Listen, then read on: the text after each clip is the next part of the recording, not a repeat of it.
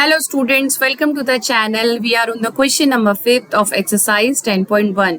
Make sure if you are new to this channel to subscribe the channel. अब तक हम बहुत सारी क्वेश्चन सॉल्व कर चुके हैं. अब हम हैं 5th क्वेश्चन पे. ठीक है, ये क्वेश्चन है बेस्ड हीरॉन्स फॉर्मूला पे.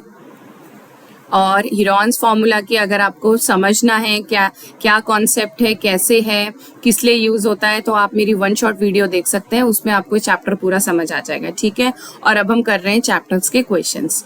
तो फिफ्थ क्वेश्चन है कि एरिया ऑफ ट्राइंगल का हमें रेशो दे रखा है. ठीक है, हमें साइड्स नहीं गिवन है, रेशो गिवन है और पेरीमीटर की वैल्यू गिवन है.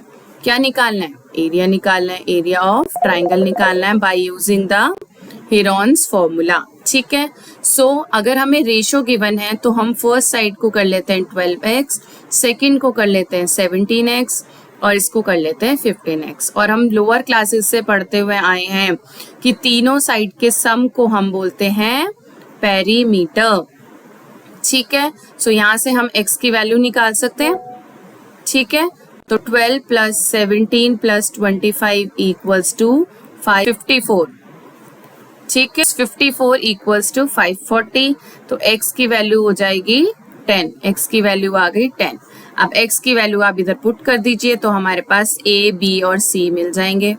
ठीक है, 12 into 10 is 120, 17 into 10 is 170, 25 into 10 is 250. हमारे पास तीनों साइड्स है 120, b की वैल्यू है 170 एंड 250, 170 एंड 250. ठीक है, तीनों साइड्स हमारे पास हो गई. पेरीमीटर इज 540, तो s की वैल्यू क्या आएगी? 540 बाई 2. क्या होता है? ये सेमी पैरामीटर होता है. 2 2 सा 4, 2 7 सा 14 एंड 0. इट्स 270.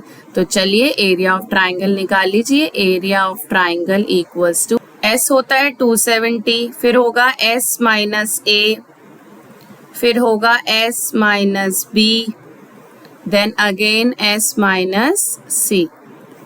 ठीक है जी, ये होगा रूट में. इसको आप सॉल्व कर लीजिए और आपका हो जाएगा एरिया ऑफ ट्राइंगल 270.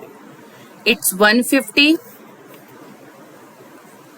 एंड 100 और यहाँ से होती. ठीक है, ये चल रहा है सेंटीमीटर स्क्वायर में. सो यहाँ से हो जाएगा हमारे पास 270 इंटू 150 इंटू 100 इंटू 20. इसको सॉल्व. ठीक है, मैं यहाँ लिख लेती हूँ. It's 270, it's 150, 100 and 20. ठीक है, ये कैसे सॉल्व होगा? 270 को आप क्या लिख सकते हो? ठीक है, 270 को हम कैसे लिख सकते हैं? 3 के टेबल पे 3 9 ज़ा 27, 3 3 ज़ा 9, फिर 3 पे जाएगा, फिर 5 पे जाएगा एंड ये आ जाएगा. ठीक है, तो हमारे पास हो गया 3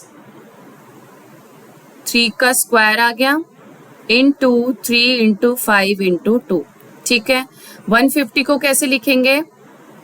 150 को हम कर सकते हैं 5 3 ज़ा 15, देन 3, देन 5 2 ज़ा 10. ठीक है, सो 5 का स्क्वायर यहाँ से मिल गया एंड 3 इंटू 2.